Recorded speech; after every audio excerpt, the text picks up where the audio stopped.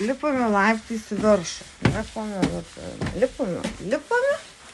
Užsidarysime namą. Štai čia, nežinau, nematėme, prie durų yra veranda. Užsidarome, einame į pagalbinės patalpas, čia yra garažas, čia yra be proto didelis pastatas, čia yra malkinė, toliau turime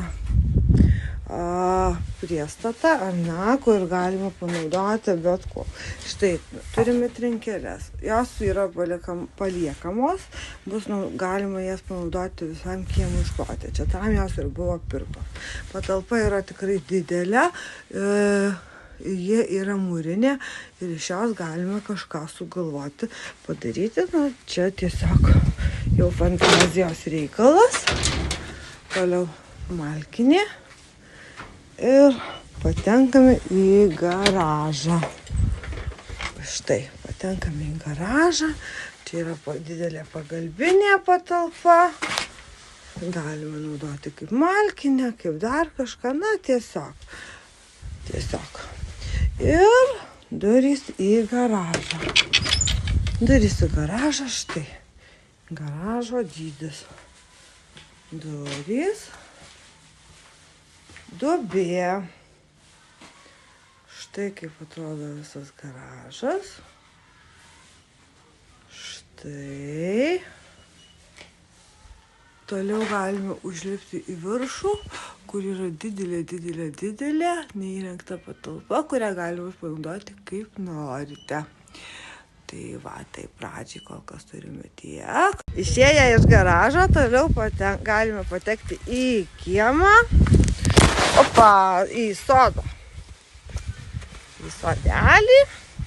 Štai kokio dydžio turime sodą. Štai. Vištos yra žinoma ne mūsų, čia yra kaimynų atėję, bet tai yra menka problema.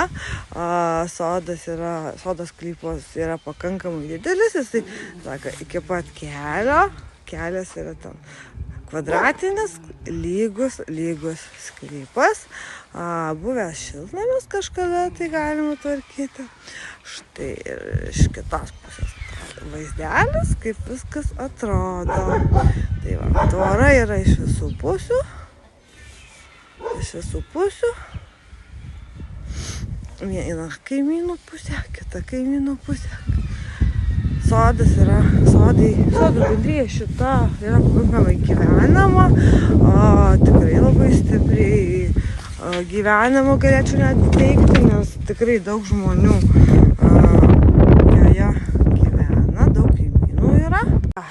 Ir ką, iš sodo einame į namą, štai dar kartą galim pasižiūrėti. Štai.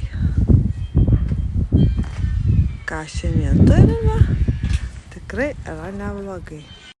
Bet, chebra, griebkite, kol dar yra kaina.